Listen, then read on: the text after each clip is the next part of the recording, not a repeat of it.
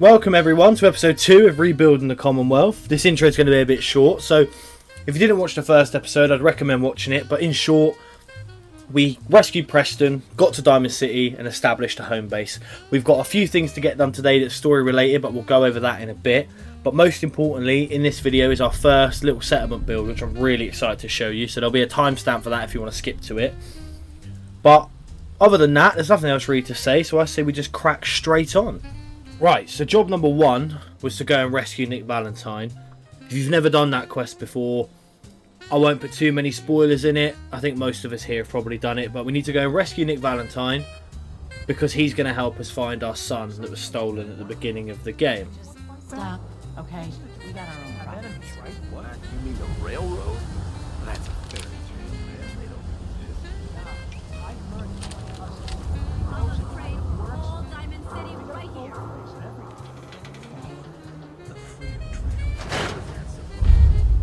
So never minding that horribly rude woman outside, we spoke to Nick's secretary to find out Nick has gone missing and were given the quest Unlucky Valentine, which sends us on a mission to go to Vault 114, which is under Park Street Station, and rescue Nick from whoever's kidnapped him. In a mere flash, we had made it to Park Street Station, where we had to go inside and deal with a load of triggermen. Now, they're not the hardest enemies in the world, but I was aware with the damage mod that they're all equipped with automatic 45 submachine guns, so I did tread carefully. It wasn't a very difficult fight, even with the damage mod installed. You come down on this staircase and it's a pretty good position with a long range rifle like I had to just kind of pick them off one by one. The triggermen dropped me lots of 45 ammo and 10mm ammo, which I was very happy with because I'm still running a 10mm pistol, but I did think the 45 ammo would come in handy at one point or another. So I picked up as much of it as I could, but there wasn't really anything else worth taking. We headed down the subway. There was a few more triggermen we had to deal with, but I decided to use their own weapon against them to see what it was like, and it worked very, very, very well. Right, well, before we carry on, I think we do need to stop here a second because we've forgotten something. We haven't done it yet. We need to do our checklist for this episode. So it's a fairly simple one. We're going to rescue Nick Valentine. We're going to find and deal with the serial man, Kellogg. And we're going to begin our upgrades on our home base, which I mentioned at the start of the video. I think getting through the main story is going to be very important. It's going to get us loads of levels, unlocks. It's going to progress the world that we're playing in. So I want to get a lot of that done before we start hitting up, sim settlements and building up towns and bases and things like that. We've got a lot to do because we're not just building up the settlement. We're getting rid of everyone who's our enemy. That's the Institute, the Brotherhood, the Gunners, all of them. So we need to make sure everything's done. But with that, we've made it to the entrance to Vault 114. Heading inside the vault, there are a few more triggermen to deal with, but not many. As we progress through the vault, we come across the big bad boss Dino that we need to deal with. Don't give me that crap. After dealing with him, we finally found our man Nick Valentine. We let him out, explained to him what our problems are, and he offered to help us if we got him back to the surface. So the next mission was to get Nick out of the vault, which again wasn't too difficult of a fight.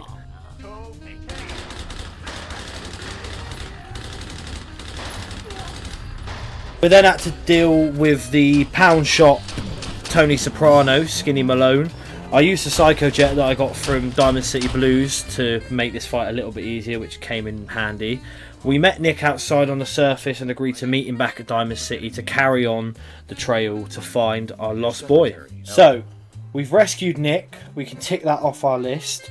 But before we went back to Diamond City to carry on with the quest to hunt down Kellogg and find out what happened to our boy, I wanted to go on a little side quest and head up back to Preston and go and help him out, because I think we need to establish ourselves as the general of the Minutemen, because if we're going to rebuild the Commonwealth, we need the Minutemen. I think they're the faction to do that, we could all agree.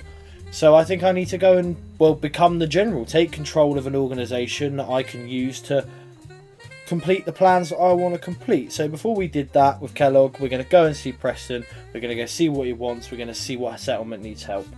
So Preston sent us to Oberlin Station to deal with some raiders. Did you see that transition, by the way? Now that, you're not going to get that anywhere else, people. So we spoke to the settler at Oberlin Station, who sent us to go and deal with some raiders who were giving them issues. I'm part of the Minutemen. I'm here to rebuild the Commonwealth. Me and Max, more than happy to help. So we went and swiftly dealt what I thought was going to be swiftly to deal with, I thought, a very small group of raiders, which it turns out was not a small group of raiders. I actually got sent to deal with quite a big group of raiders in quite a secure compound, which proved very difficult with the damage mod that I've got installed. So we headed up there for another little combat experience. There was quite a few on the outside and they were quite well armoured. This damage mod will affect how your bullets affect different armour. If they're wearing heavy armour, a lower caliber bullet is not going to pierce the armour. It's not going to work on these enemies, and some of these raiders at quite low levels had some very good armour on, which made it quite difficult. I did die a few times, but I'm not going to show you that, obviously. All you need to know is that I'm the bollocks and that I won this fight first time round. There was many turrets outside, but whatever, we got through, and we had to deal with Red Tourette, the raider boss. She was easy enough to deal with. She didn't put up much of a fight. Got Tourette bubble syndrome. So with Red Tourette dealt with and her remaining bodyguards put in the ground as well, we could return to the settlers of Oberlin Station and report our success and unlock that as a settlement, which is important because I do want to build there at some point. Return to Preston with the good news, and Preston will offer us the job of General of the Minutemen, which of course we will accept. Okay, I'll do it. Preston was happy, and we were now General of the Minutemen. Very important step for us during this playthrough. A very, very, very important step that we're not going to take lightly and that we are going to do a very good job of. So it was time now to go back to Diamond City and give Nick an interview about what happened in the vault. We told him the details of what happened, and he deducted it was the big, bad boogeymen of the Commonwealth, the Institute. They were responsible for stealing Sean. They stole our boy. And he also believed that a mercenary called Kellogg was the one who took him. So, me and him went up to a house Kellogg had in Diamond City and investigated. We headed up there and the door was locked, so I went and got the key. Went inside, found the hidden button, and found one of the first clues, which was a cigar of Kellogg's, which I showed to Dogmeat. And with that, we are on our next adventure and given the quest Reunions, which sends us to deal with Kellogg. So we were on our way. Dogmeat had picked up the scent and was taking us to Kellogg. So we started with a clue, another clue, another clue, one more clue, and I think that was it. No, another clue, and we finally made it to Fort Hagen. Is this the place? Is he in here, boy? Now this was quite a tough fight. These were the first enemies that I'd encountered so far in the game that had laser weapons, the synths, and it was, if I'm being honest with you, quite a difficult fight. It did take me a few attempts to get through them, but me and Preston dealt with it. I was using this pipe rifle because I thought it would be good. It wasn't good. It wasn't good at all. I very quickly realised to not use that.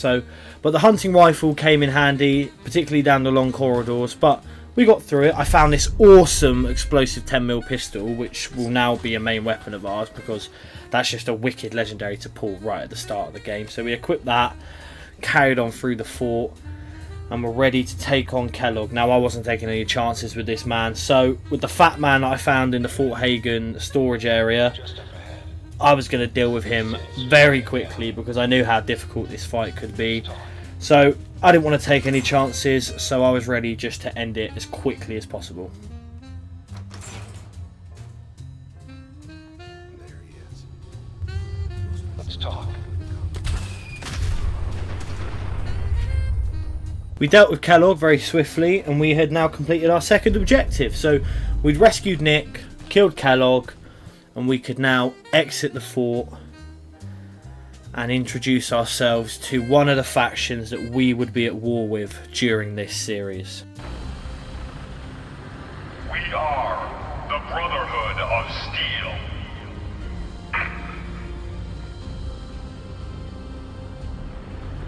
We would have to deal with the threat of the Brotherhood later, because for now we needed to get back to Nick and Piper in Diamond City and explain what we found.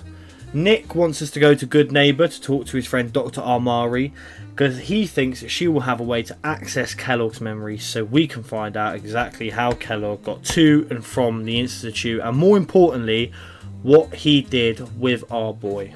After a short trek through Boston, we stumbled upon Good Neighbour, which is a more rugged town in the centre of Boston that is a bit more free, we'll put it. We made an entrance, very swift entrance, and headed to the memory den where Dr. Armari is situated. Now, I didn't show much of this sequence. One, to keep spoilers, you know, if you haven't played the game, this is a big bit of it, so I'm not going to show you what goes on in the quest. But mainly because most of us here have played this game a lot, and this sequence I've always found to be the most boring of them all. So I left it out. If you haven't done this, it's brilliant the first time you do it, but by the 15th time, you're kind of fed up of it.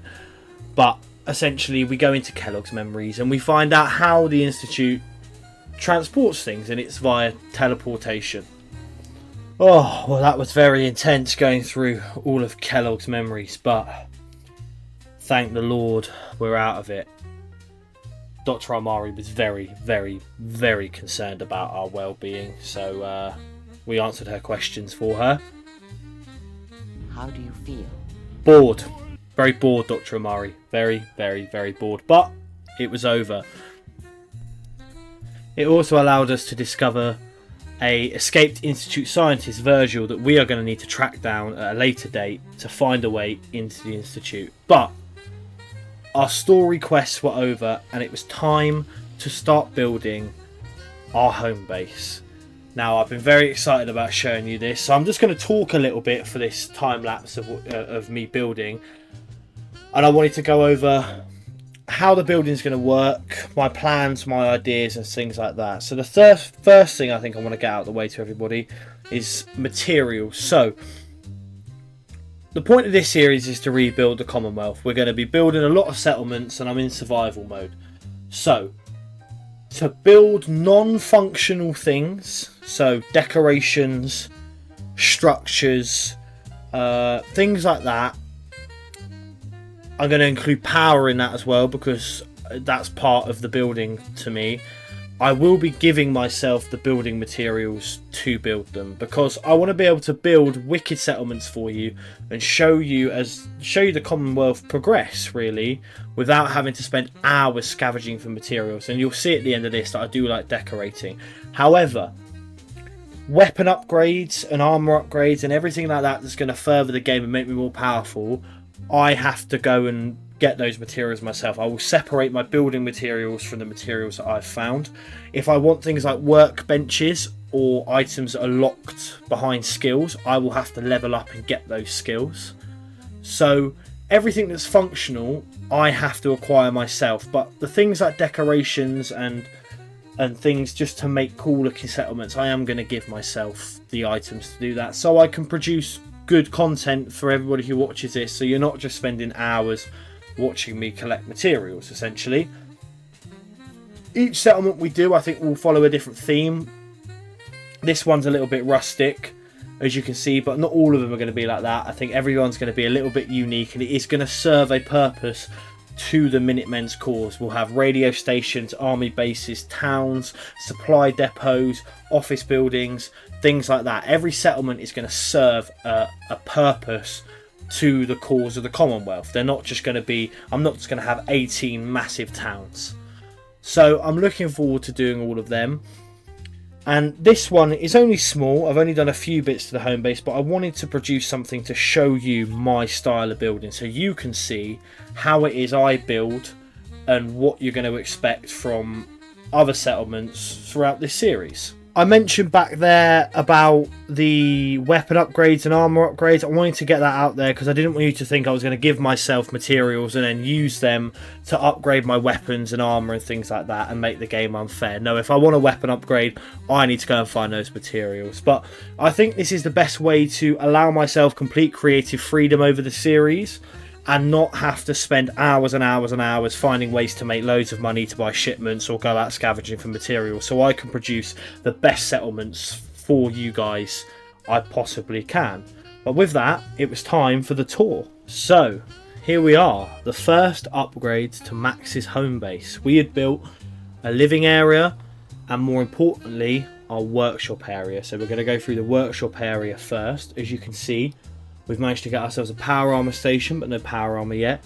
Our weapons workbench, and just next to it our armor workbench. As you can see, it's all been decorated up very nicely. I want it to feel very lived in. I want all of our settlements to feel lived in. Max is someone who was in the army before the war. He's handy, he knows how to deal with weapons, he knows how to deal with armours. He's already shown his allegiances to the Minutemen. He's got his paints there for painting his weapons and armour. He's got a few beers to keep him going if he's working through the night. Some medical supplies and some bits and bobs. He's got all his crates filled with all the toot that he's picked up through the wasteland so far.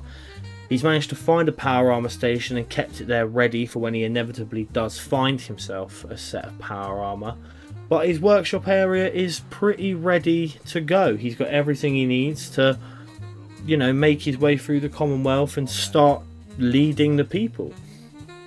Moving on from that, we're going to go into the house, which is where Max is going to live. Now, I think this is really cool. I'm really happy with how this turned out. We can see it's pretty, you know, it's not too much, but it's got everything Max needs. His weapons got there, and that's actually functional, so I can sort my loadouts out when I come back. He's got his kitchen area, some drinks and little knickknacks. I like to think that that box of toys on the floor there he took from Sean's room to keep a memory of him while he's trying to look for him. To build these settlements, we've been using USO, Creative Clutter, Military Clutter, OC Decorator and Do It Yourself. Those mods give you quite a lot to go with, to be honest with you. There's not much else you need. There's probably a couple of other mods you could use, but as you can see, these mods just add so much in terms of decoration, and USO adds so much in terms of structure, which isn't really well showcased during this build, but it will be later on down the line. We've got our little terminal there, which Preston is going to use, but we can start logging things and start getting ourselves ready, because we know we are undertaking a large responsibility here. On our little balcony is somewhere that Max can come and sit and have a cigarette, listen to the radio, unwind after a long day of slaying feral ghouls or dealing with chemmed up raider gangs and things like that. So I'm very happy with this. I hope you like it. I think it's very detailed, and some of the builds will be more detailed, some will be less, but I think this is a good in between to kind of show you what my style of building is like. As you can see, it's all functional but looks very lived in and looks like something that you would find in the game, which is what I always aim to go for. Is, does this look realistic? Does this look like something you would find? There's a little aerial view here. You can see the detail of the roof and the texturing on there just to make it look a little bit nicer, and how the house is tucked up against the wall, leaving plenty of space around the rest of the settlement to expand and have some more stuff later down the line. So with that, our second episode of Rebuilding the Commonwealth has come to an end. I hope you enjoyed it. I hope you enjoyed seeing a bit of settlement building and seeing us kind of cracking on through the main game. I think the next episode will include a full settlement build, which I'm really excited for. Yeah, there's not much really to say. I just really hope you enjoyed it. Thank you very much for tuning in again. If you watched the last one, I really appreciate it. I had some really nice comments on the last one, so if you were one of those people that left a comment, I really appreciate it. It really motivated me even more to do this video. But if you did enjoy it, I would appreciate a like and a subscribe, and comment down below what you liked, maybe what you didn't like, and what you'd like to see next. But other than that, I think it's time for me, Petmo, to sign off and wish you all a good rest of your evening, or good rest of your morning, or good rest of your day, depending where you are and when you're watching this. So thank you very much, and I'll make sure to see you in the next one.